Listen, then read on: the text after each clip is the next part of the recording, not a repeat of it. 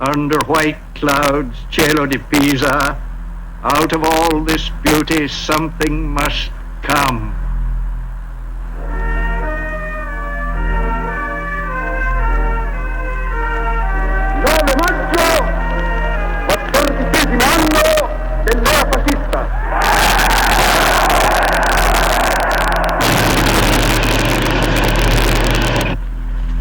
In the final days of World War II, the American poet Ezra Pound was taken into custody near Genoa by the United States Armed Forces. He was charged with treason for making wartime broadcasts from fascist Italy. He'd begun doing some broadcasts before the war, and I think they were on literary subjects. It was entirely his own idea. The Italians did not ask him to do anything. He wasn't, by the way, ever bothering or thinking of broadcasting to the troops. In fact, he wasn't even on the radio band that went to the troops in Italy. He was talking to the people whom he thought might throw Roosevelt out of the White House. I think he was a damn fool. I think he was a literary peacock. We're trapped in the belly of this horrible machine. He was not a fascist, because a fascist is someone who was close to Mussolini, who believed in what Mussolini was doing. No, let me say, who knew what Mussolini was doing, and who had some share in political power. Pound was isolated in an iron cage at the American Disciplinary Training Center at Pisa, and then moved to a tent and given access to a typewriter.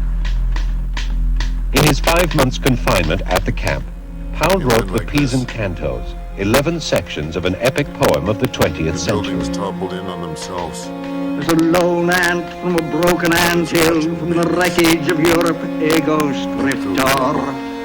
The rain has fallen, the wind coming down out of the mountain, Luca forti de marmi. In one of the radio speeches, for instance, he said, someone was saying, why have you abandoned poetry for economics? And he says, I haven't abandoned poetry. So he continued to write cantos all the time in the back of his mind. I don't think he ever stopped writing cantos. I think that he has written cantos ever since that first ode to the West that he sent to his mother when he was 20. I was born in Haley, Idaho, near the Sawtooth Range, 5,000 feet above sea level and 5 million miles from anywhere, let alone civilization. I resolved that at 30 I would know more about poetry than any man living. In this search I learned more or less of 9 foreign languages. I read Oriental stuff in translation. I fought every university regulation and every professor who bothered me with requirements for degrees. I think Pound showed absolute good sense in going to Europe. He had to go to Europe because he was obsessed with Europe. And try to imagine Pound in New York. Try to imagine Pound in Chicago. It's absurd.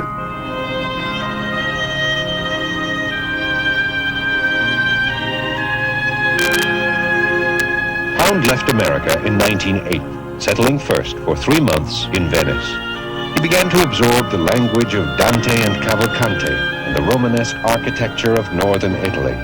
But his great affinity was with the literature of southern France and the spirit of the troubadours.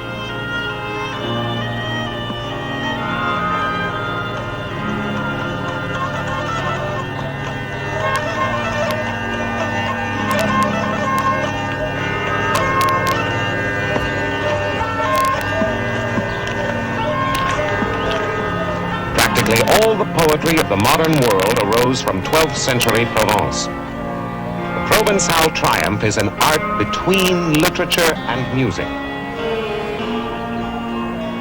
A man may walk the hill roads and river roads from Limoges to Dordogne and learn a little of what the country meant to the wandering singers.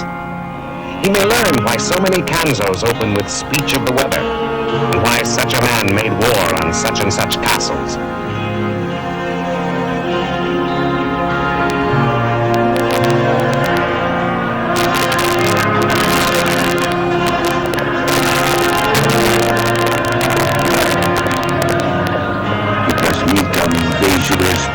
Tendes e paviments fermats, e ai grandi allegati, tombei per champagne ringats, xavaliers e xavars armats. Pound wrote poems in the Provençal form, copying their intricate rhyme schemes. The troubadours helped to provide him with personae, masks, a device he learned from Browning.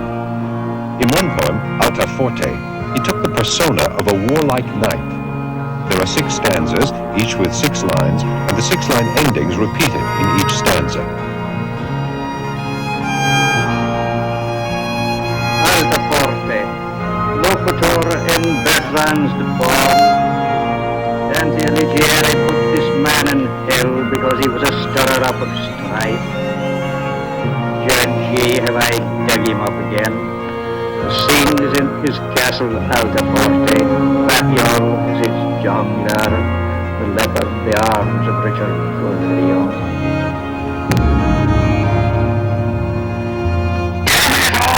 Oh, this our salt stinks peace. You horse and dog, Fabiol, come, let's the music. I have no life save when the swords clash. But now when I see the standards gold of air, purple opposing, and the broad fields beneath them turn crimson, then howl I my heart nigh mad with rejoicing. In summer have I great rejoicing, when the tempests kill the earth's foul peace, and the lightnings from black heaven flash crimson, and the fierce thunders arm me their music, and the winds shriek through the clouds mad opposing, and through all the riven skies God's odds clash.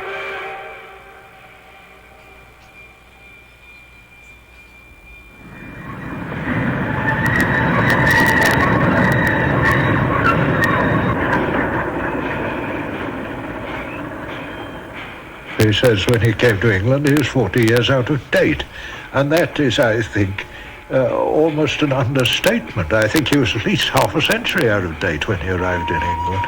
It took a long time to catch up, several years before he'd even got up to the 90s poets. He did believe before he reached England that Yeats was the only great poet living, and went after him. If you'll read Yeats and Browning and Swinburne and Rossetti, you'll learn something about the progress of English poetry in the last century. Oh, of course, Rossetti was in a sense his father and his mother. It was Rossetti that had first wakened him up to the possibilities of poetry. Pound's teens must have been dominated by the sound of Rossetti and the feeling of Rossetti. Pound's romantic tastes were shared by Dorothy Shakespeare, a young English painter he met while giving a series of lectures at Regent Street Polytechnic. Dorothy was to become his wife and collaborator, sharing his energies for the new directions of the modernist movement. A great deal of modernism seems to have gotten underway simultaneously about 1909 or 10. Virginia Woolf said that sometime in December 1910, human nature changed. I don't think it is quite as mysterious as it looks. There was a lot of convergent technology suddenly coming to issue at about that time. The most evident thing that was going on was the electrification of the transport systems of all the big cities of the world almost at once.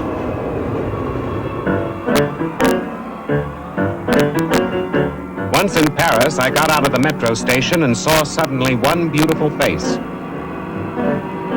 And then another. And then another. And I tried all day to find words for what that meant to me, and I could not find any words. And that evening there came an equation, not in speech, but in little splotches of color. I realized that if I were a painter, I could found a new school of painting in splotches of color. I wrote a 30-line poem and destroyed it. 6 months later, I made a poem half that size. A year later, I made this haiku-like sentence.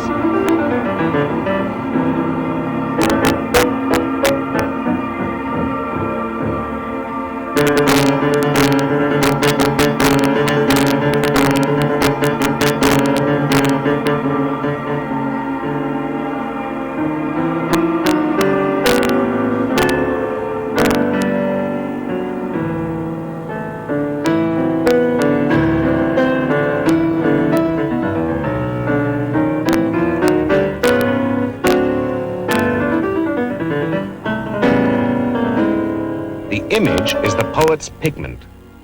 The image is not an idea. It is a radiant node or cluster, a vortex through which and from which and into which ideas are constantly rushing. It is as true for painting and sculpture as it is for poetry. Pound borrowed ideas from the other arts. The most dynamic, the most daring innovations were being done in sculpture. I have written more than once that Godziej-Brzeźka was the most complete case of genius I have ever encountered. Here was the veritable spirit of awakening. Best conversation before World War I was to be found under a railway arch by Putney. And some of my best days, the happiest and the most interesting, were spent in his uncomfortable mud-floored studio.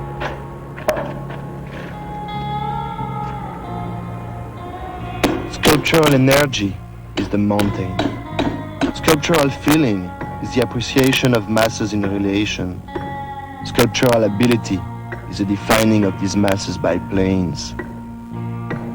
In one of his poems, The Return, Pound tried to emulate the objective qualities of a Godziej sculpture.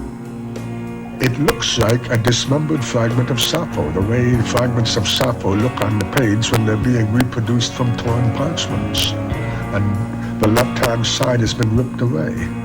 That was a way of using the classical heritage that nobody had ever thought of before.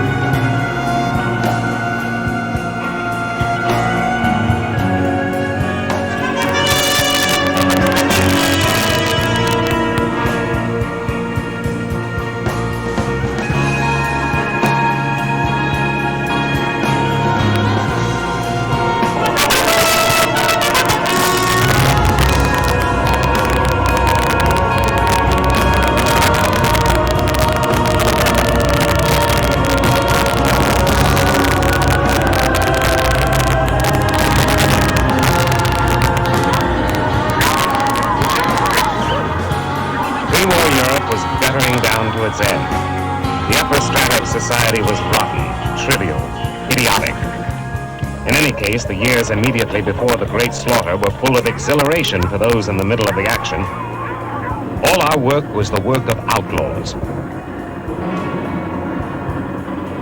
Pound became a leader of the avant-garde, together with Wyndham Lewis and T.E. Hume. It was time for manifestos.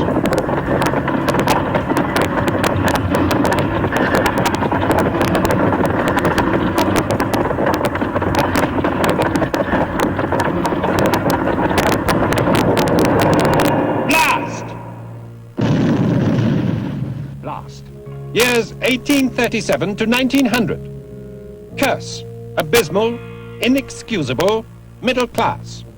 Also aristocracy and proletariat. The artist has at last been aroused that the war between him and the world is a war without truce. Those artists whose work does not show this strife are uninteresting. They work in an unchanging world.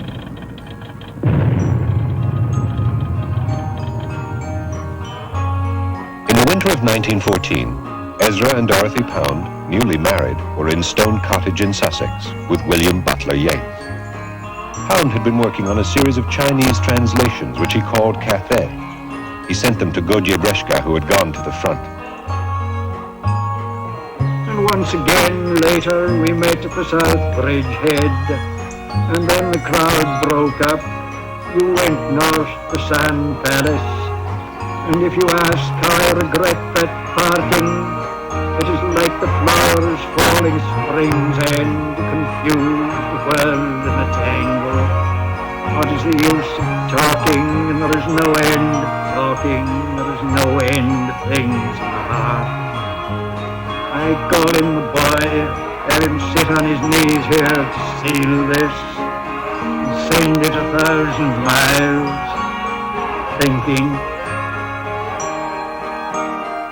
You find in his work repeated references to the crime of war, to the fact that war was not necessary if people would only understand economic theory and how the politicians were manipulated by the banks. This war is possibly a conflict between two forces almost equally detestable: atavism and the loathsome spirit of mediocrity cloaked in graft. My problem is to keep alive a certain group of advancing poets, to set the arts in their rightful place as the acknowledged guide and lamp of civilization. His real concern, the concern that made him famous and made him a decisive, unique influence, was his enormous interest in and generosity about other poets and writers. Among the writers Pound tirelessly promoted were James Joyce and Ford Madox Ford. But his greatest literary discovery was a fellow American, T.S. Eliot. Eliot is the only American I know of who has made what I can call adequate preparation for writing. He has actually trained himself and modernized himself on his own. The rest of the promising young have done one or the other, but never both. Most of the swine have done neither. Pound's London career continued to be controversial. By 1917, he was contributing art reviews and then music reviews to the New Age. Everyone in London has heard of Mr. Dolmetsch and his instruments. As Lewis and Picasso are capable of revitalizing design, so a return to pattern music played on ancient instruments is able to make music again a part of life.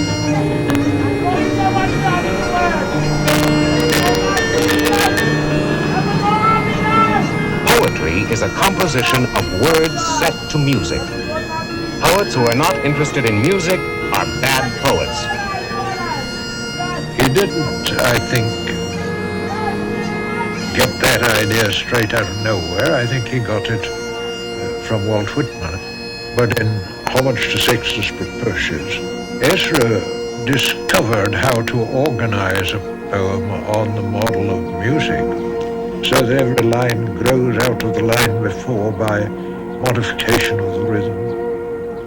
The effect is very much like sonata form. In Propertius, Rome, Caesar was plotting against India and extending the boundaries of empire to their maximum dimensions. The notion that history repeated in this way was always of interest to Pound. The notion, too, that you can put a poem together out of all those thousands of Latin words that lie around in the English vocabulary, avoiding the English words, the Anglo-Saxon words as much as possible, and in that way get a tone of aloof and ironic superciliousness, which was exactly the tone in which to approach the imperial theme in Pound's view. Caesar plots against India. Tigris and Euphrates shall from now on flow at his bidding. Tibet shall be full of Roman policemen. The Parthians shall get used to our statuary and acquire a Roman religion. One raft on the veiled flood of Acheron, Marius and Jugurtha together. Nor at my funeral either will there be any long trail bearing ancestral lares and images, no trumpets filled with my emptiness. Nor shall it be on an italic bed, the perfumed cloths shall be absent.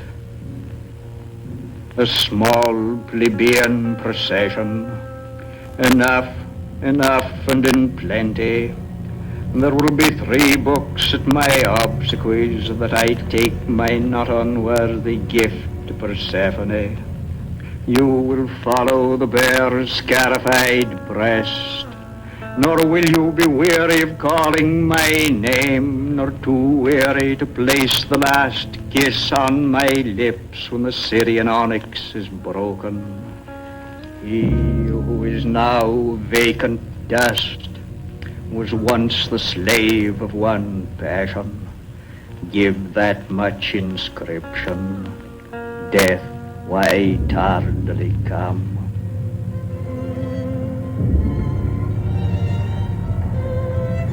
They don't get the irony. Propertius is one of the great classical poets to sing of love. The poet writes about love and not about the empire.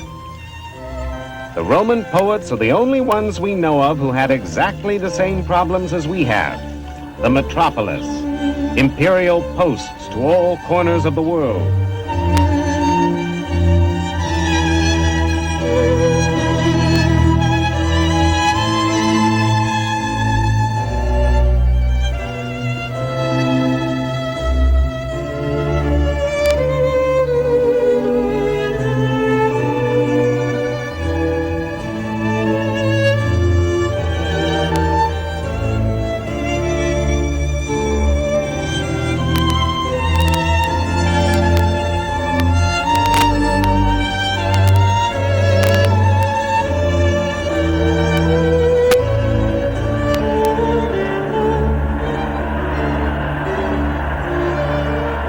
Pound's hopes for England did not revive with the armistice.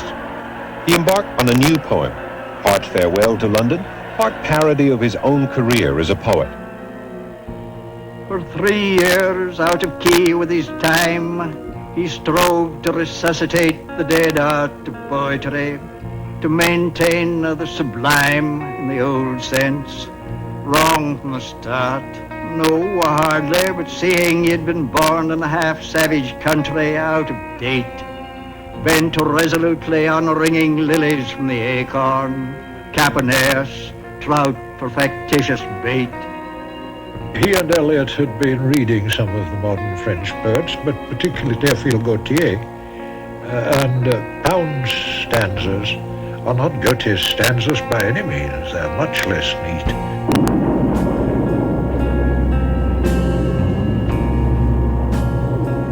Daring as never before, wastage as never before, young blood and high blood, fair cheeks and fine bodies, fortitude as never before, frankness as never before, disillusions as never told in the old days, hysterias, drenched impressions, laughter out of dead bellies. There died a myriad, and were the best among them for an old bitch gone in the teeth. For a botched civilization.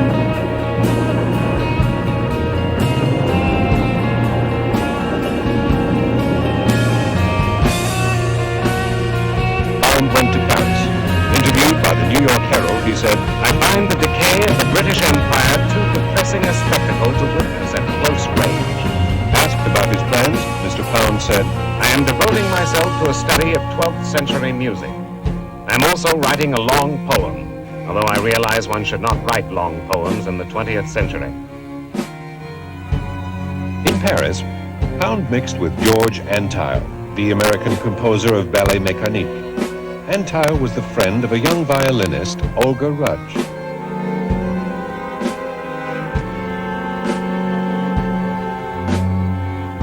I saw him in the concert hall, but I never actually met him until a couple of weeks later.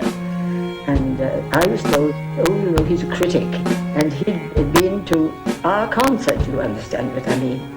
And Ezra was looking extremely amused, as he might, because he had given us a very bad notice.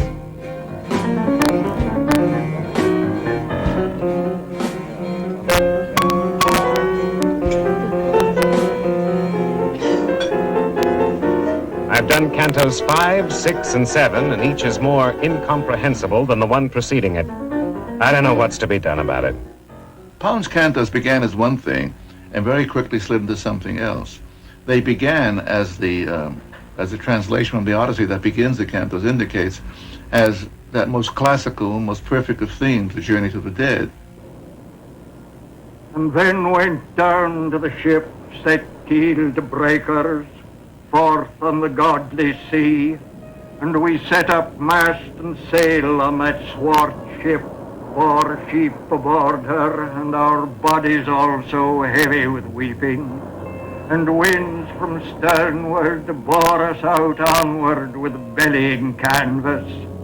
Circe's this craft, the trim-coifed goddess.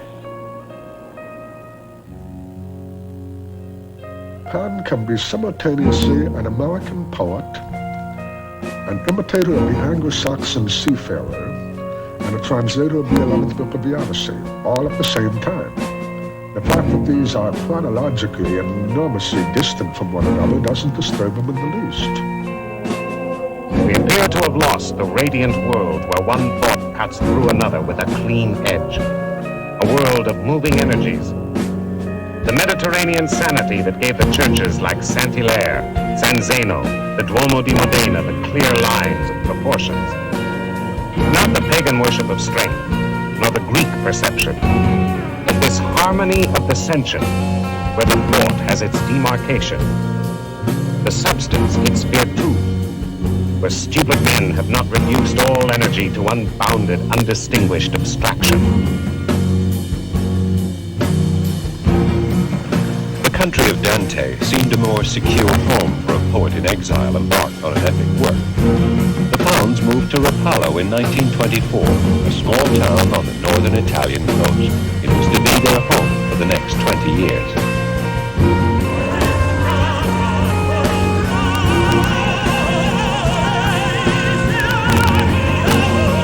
Well, it was a completely different atmosphere from now because it was a time of the English colony. The English people used to spend the winter here, and the rich English people had villas here. They came every winter. There was even a paper once published in English on the Riviera in Rapallo. There was an English journalist who came to made an inquire about the Italian political opinions. And when he came back, he said, well, there are so many liberals, so many socialists, so many communists, so many Christians, and there are anti-fascists. Well, they are all fascists.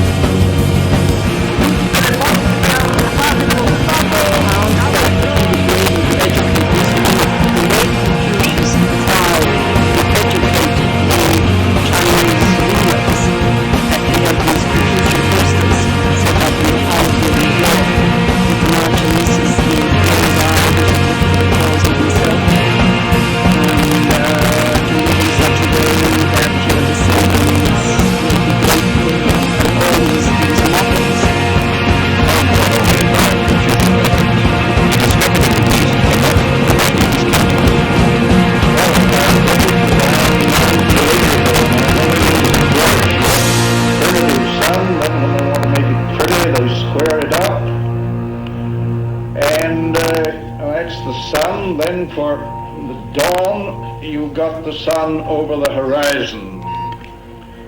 Then you have tree, and to get the east, you have the tree with the sun in its branches, the way you'd see the sun coming up, and later in the day, when the sun is higher, you got him there sitting on the very top of the tree.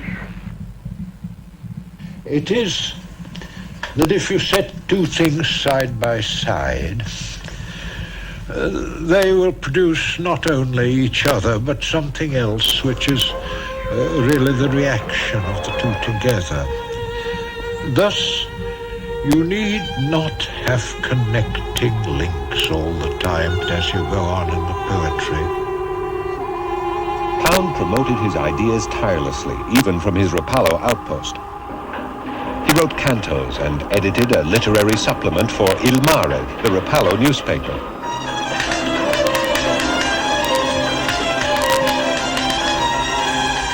With Dorothy's help, Ezra started concerts in the town hall to help revitalize local culture. One frequent visitor and constant performer was Olga Rudge. She and Ezra also collaborated to research and rescue the original manuscripts of Vivaldi.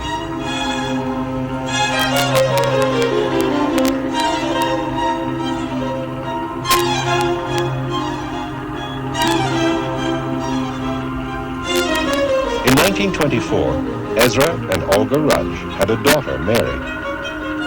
She was given into the care of foster parents in the Italian Tyrol for the first 10 years of her life.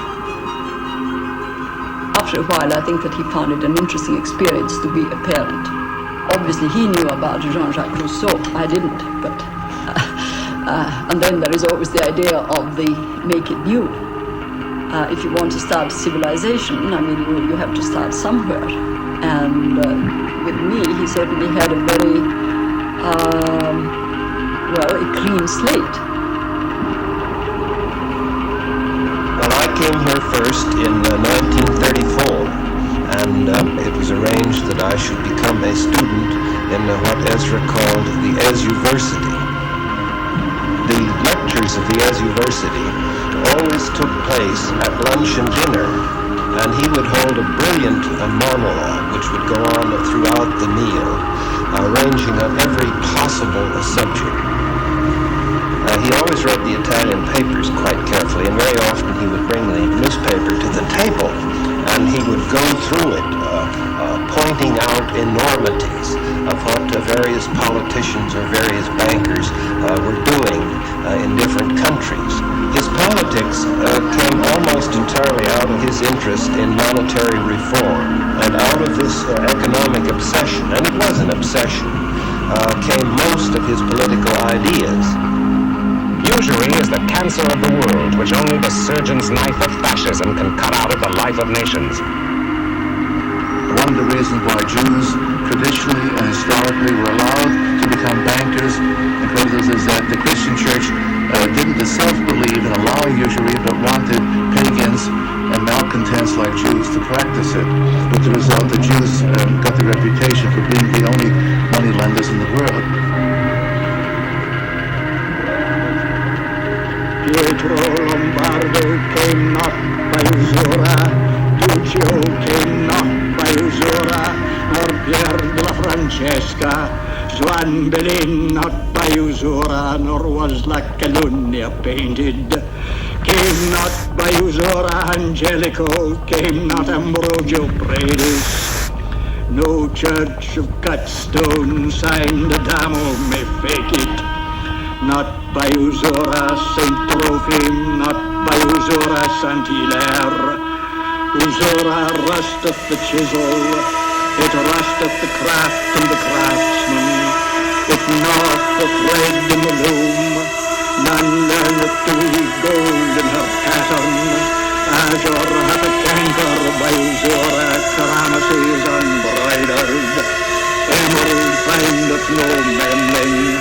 Usura slayeth the child in the womb, it stayeth the young man's courting. It hath brought palsy to bed, lieth between the young bride and her bridegroom, contra naturam. It became of such extreme importance to him that his ideas should get some circulation, that he made the trip back to the United States in 1939 when he failed to see Roosevelt, but he did see a few politicians. I believe that he did get to see Henry Wallace for about 10 minutes, but it was just nice to meet you, you great man, goodbye. He left rather despondent. I mean, I think he was very hurt that people would not take him seriously as an economic and political thinker. Pound began making radio speeches from Italy before the war on cultural subjects. Now he approached the Italian authorities to make more broadcasts. He wanted to do it, and he wanted to do it as an American citizen, and they gave him the promise that they wouldn't chop or change anything, and they did. So that's that. He may have made mistakes, but he took responsibility for them, and I don't think he did. I mean, the way things are going now, I think it's... The preacher man says it's the end of time. Says that Ezra always made it clear that he was not specifically aiding and giving comfort to Italy. You guys better be careful walking around here this late at night. America. No, we don't, man. I'm he sorry. was saying what he thought as a free American citizen.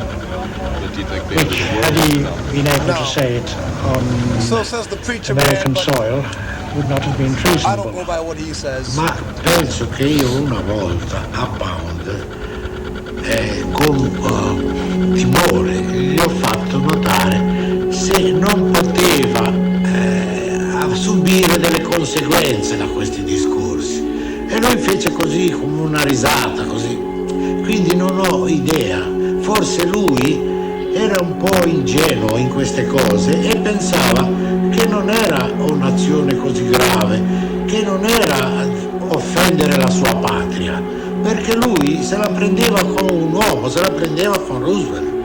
Io penso che fosse così. Poi Pound's broadcasts are, first of all, unbelievably incoherent. Second, they are fiendishly obscene. There are attacks there on Franklin D. Roosevelt, on Mrs. Roosevelt, on blacks, on Jews. It was not said of you to maintain the Constitution or to maintain honest self-government. And now I hear New York made this slaughtered by Jewish butchers, or was a decade ago. Maybe now there is less of it to slaughter. Maybe all American meat is slaughtered by Jewish butchers. Yes, all pig is what the cannibals call it. Ezra Pound speaking. No, Pound did not himself kill Jews. Pound is notoriously fond of poet disciples like Louis Zukowski and Allen Ginsberg. He has said over and over again something so typically Poundish as the fact that no one called Ezra to be an anti-Semite. Well, these things are all frivolous and insignificant to me, and I do not plan to spend the rest of my life hating Ezra Pound. But the fact is, certain things happen in Europe that cannot be forgotten and should not be forgotten, and only damn fools in the literary camps think that they're not significant. With the escalation of Allied bombings, the Germans in 1943 forced the seafront residents of Rapallo to leave their homes. Ezra and Dorothy moved in with Olga Rudge at San Ambrogio.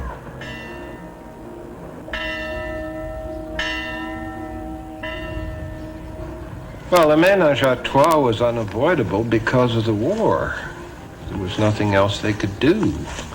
And it was certainly not happy for any of them, as far as I can tell. People don't realize also that Ezra was never so poor in his life. He just made his bare expenses, and he had 3 women to support. Dorothy had nothing, and I had nothing, and so that I mean, it was extremely, extremely tight. The writing of the Pisan cantos started long before Pisa. He had accumulated enough knowledge and enough experience, and then war broke out. But as soon as he moved up to Sant'Ambrogio, I think he started to write cantos.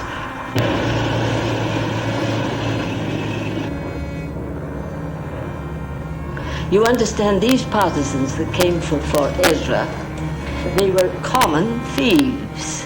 They were in prison for robbing villas.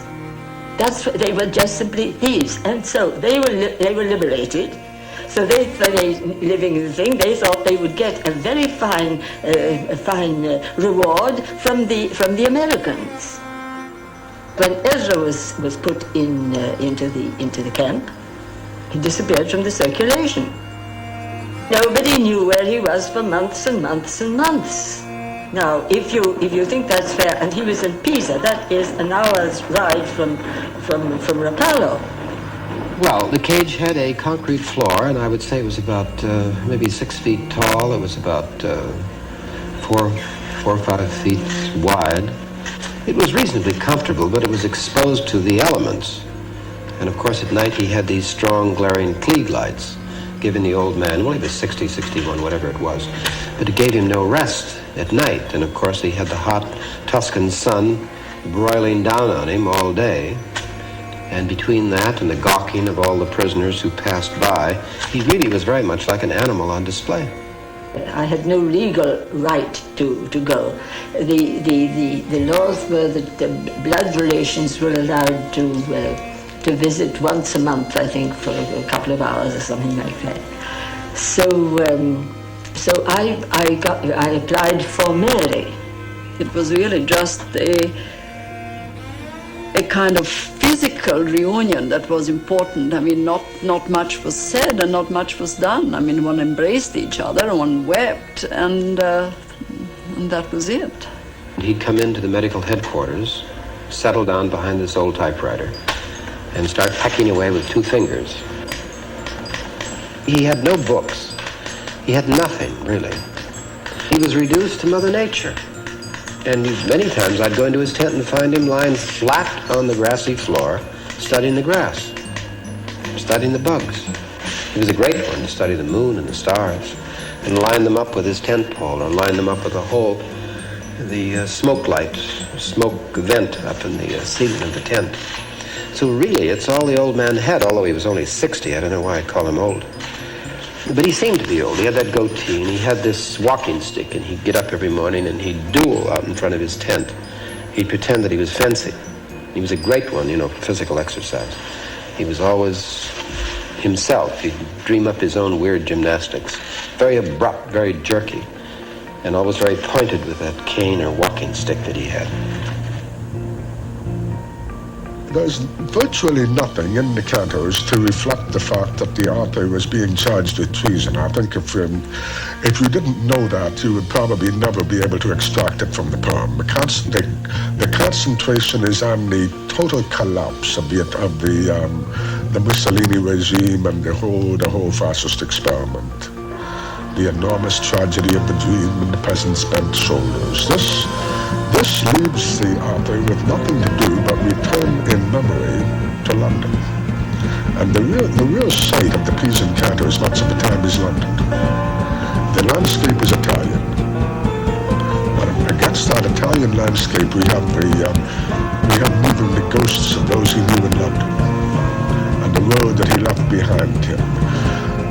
And there's a certain amount of self-examination about whether that was the most fundamental mistake of his life, whether he should have stayed there.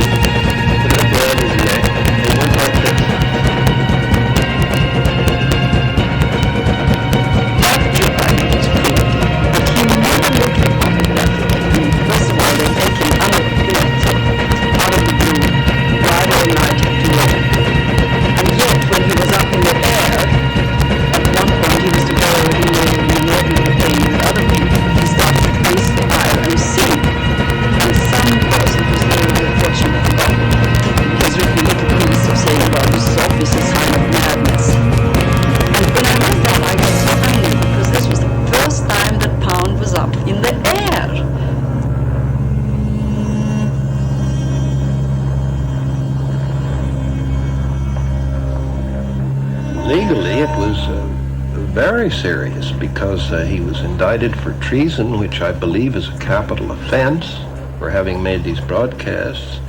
And the government had imported all these plane load of witnesses from the Italian radio building who would point the finger and say, yes, this is the man who made such and such a broadcast.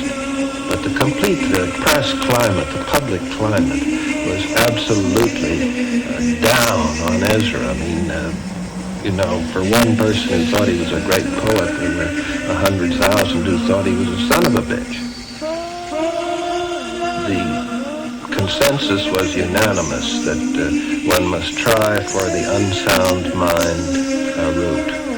That first of all, he was mentally unable to defend himself, and secondly, what defense did he have technically? I mean, the defense he was going to plead, he told me afterwards, was that he'd only been defending the Constitution and expressing his rights as a citizen. But you see, the way the law is worded, it takes really no account of what is in the broadcast. It takes account of where the broadcast was made, under the auspices of what government, under what auspices. That's the thing which a good prosecuting attorney would hammer at and get the jury on.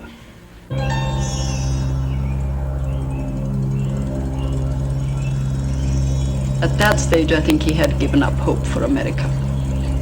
Because, I mean, this hope for America, this creating of a paradise fit for humanity to live in, he had by that time given up.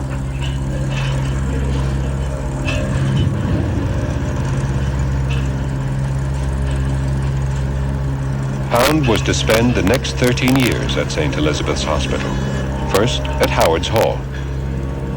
He was pretty quickly moved from there to Chestnut Ward, which was the ward for the senile people. It was no pink parlor, but it was a little bit lighter and brighter. And there he was able to have his own little cubicle where he had a desk and his typewriter and a bunk. He had his books in orange boxes, you know.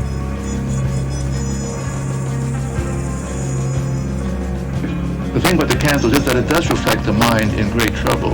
And I don't call that great trouble poetry. I call it great trouble. So that with all the beautiful things in the canvas, there are many beautiful lines. They are only beautiful lines. They are only wonderful fragments. They are only, how should I put it, hopes rather than deeds.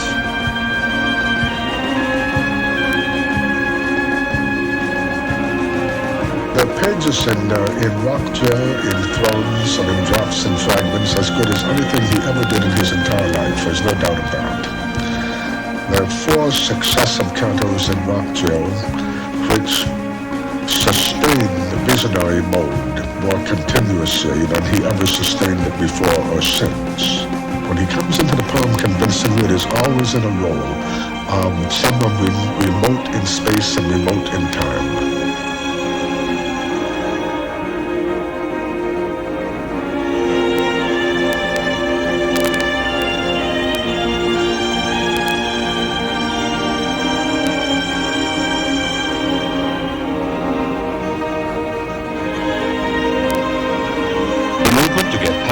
St. Elizabeth's was led by Archibald MacLeish, T.S. Eliot, and other writers. In 1958, they succeeded. The news that he was released, I heard on the radio. So sheer chance. I just heard it and I couldn't believe it. When he came, it was just unbelievably wonderful because it was so much better than any expectations. And then one realized, when the euphoria burned down, one realized, of course, that he had missed out on 20 years' life. And you just can't recapture.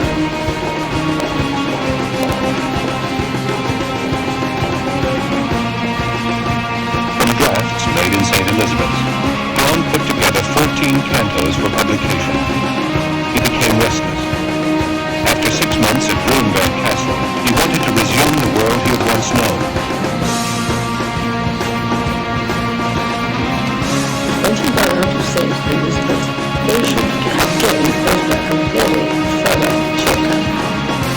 That's a great development.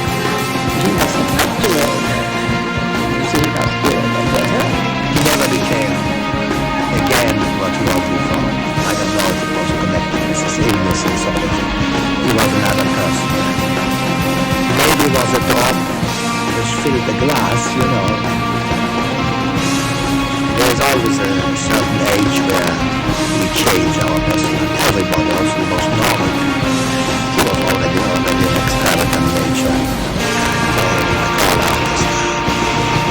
Maybe the illness was the last problem. Which made him become out. The word went out that Pound was no longer speaking, that he had entered a deliberate silence.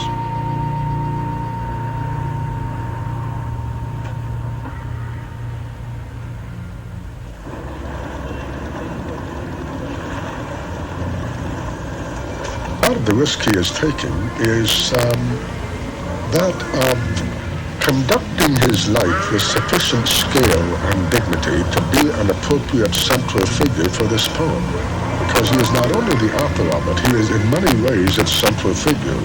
It's Odysseus, it's Confucius, it's rulers, it's economists are projections of him. This is a role he has to take the risk of being able to sustain right to the end, wherever the end may be.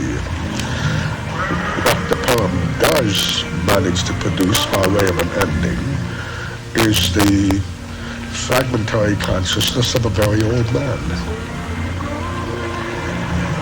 What thou lovest well remains, the rest is dross. What thou lovest well shall not be reft from thee. What thou lovest well is thy true heritage, whose world, or mine, or theirs, or is it of none?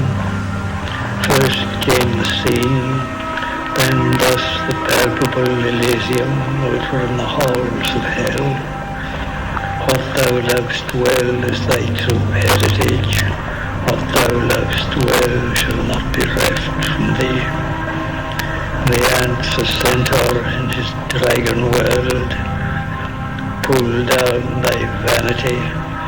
It is not man made courage, or made order, or made grace. Pull down thy vanity, I say pull down.